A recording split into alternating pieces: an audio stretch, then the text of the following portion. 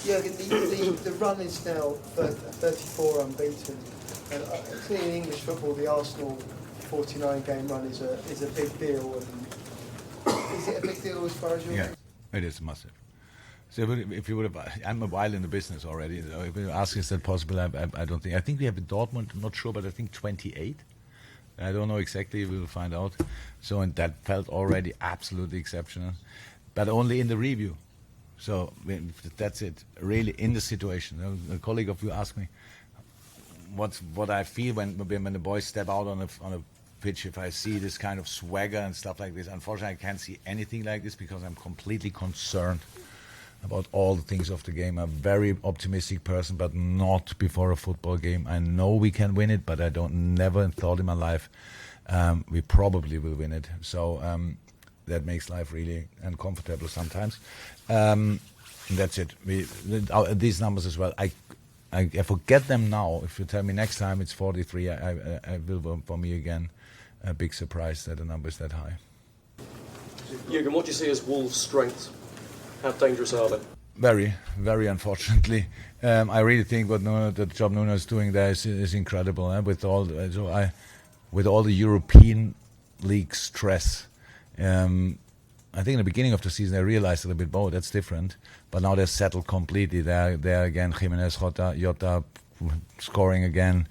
Had to change a little bit the last line to last year. Bennett and Boli are not playing consistently, so they had to change there, but they have good options there. Changed finally. Traore found his manager, who found a position for him. It started as a wing-back, and now he can even play in the front three. So exceptional player. He was as a kid already exceptional when he played for Barca, I think. So the quickest player probably in the league. So a lot of really good things there, and that makes it really difficult to play against them, of course. But it should be difficult against us as well. That's the plan. And what seems startling about your team is the hunger, the desire in every single game. It would have been easy against Leicester to, after the World Club Championships, to come out and maybe be off their game a little bit. They go and score 4 and absolutely dominate the opposition. How do they keep that momentum going? How do you keep that excellent level every single game? I'm blessed. I have a very smart team, so that's how it is. So I don't even we don't mention it constantly. It's not that I have to tell them stay focused. They are. So we have so many good characters in the team, and that they tell each other how to do it. There's nobody who's flying, not a little bit. So, but even that was 2 years ago already like this, and we didn't have the same point tally. So it's a few things came together, the quality, the experience we made together, and that we worked together longer helps obviously a lot. Things are more settled and all this stuff. So that's all good. But now we play I think 3 games in a row at home. 1 is cup. So and I can tell already we need massive help from the crowd, massive, because the period is so intense, and we need to use each source we can use for these games, and hopefully our people are rested enough to be at their absolute best, because that's exactly what we need. Jürgen, you touched on it a little bit there, but you mentioned about this run of games that you've got now. How much do you try and bring in fresh faces? And obviously, when on the back of this performance, the players from that game are going to be absolutely buzzing going into the next one. So, what are you looking at in terms of freshening up the team? Oh, fresh legs always helped us now since we changed a little bit more frequently. Of course, always see the boys who came in, like in the Everton game, for example, in the league. I think we made 5 changes or so, and that they were absolutely necessary on one side, but really impressive with the performance-wise.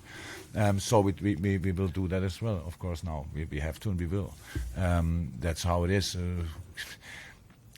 We have 4 more adult players plus Curtis and Nico in a moment. Harvey was not in the squad today, but this, I think Ryan Brewster is close to be back. For the others, it will still take a while. So that's our squad, and we have to deal with it as good as possible, and that's what we will try. And for the Wolves game, of course, and for the Sheffield game as well. Any more? Yes, James again, and the rest of the gave Firmino a big hug after he scored one of his goals. Perhaps you have more prolific players than him, but it looks like he's in some great form right now. Could you speak a little bit about why he's scoring all these goals right now? And it looks like you're really enjoying it. Yeah. No, Bobby, it's a while. I think in the last 3 games he scored now 4 times, right? Is it like this? And before that it was look a bit like, I don't know exactly how, but he didn't score that often. And journalists tell me then Bobby Firmino didn't score for a while. And I don't even realize when I think about Bobby, I don't think about scoring. I think about how important it is. So we had a little talk, and I told him, because he looked, first time since I know him, a little bit concerned about that fact. And I told him that I'm not interested in that number, just like this, because he's the connector for our team. He's so important for us. He's not the only one who can play the position, but he can play the position in a very special way. So, and today he was obviously, he doesn't have to come every day, after every goal, but this time we had this little thing where he thought I was calm enough to leave him on the pitch in these games where I never thought about, and so he thought he has to say thank you, that's all.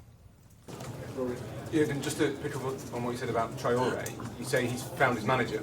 You said that like a man who's maybe been aware of him for quite a long time. Was he kind of on your radar at Dortmund? Of course, everybody knew him. Okay, here in England I think it was in Barcelona, so I saw thousands of players, but I think as a kid he was at Barcelona, right? Yeah. So I saw Middlesbrough.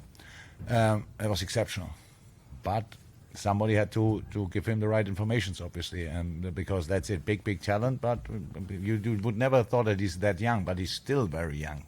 And now he found it. So that's exactly. Everybody was pretty sure, I would say, that it will happen, and now it happened. Good for Wolves, and makes it really dangerous. I think last year, was it this year when they won against City? Yeah. So in a big space, Jamie Vardy is difficult to defend. So, but I would say Traore is even more difficult to defend because just the speed is exceptional. So that's it. But yeah, it was always clear that it will happen one day. But now it is.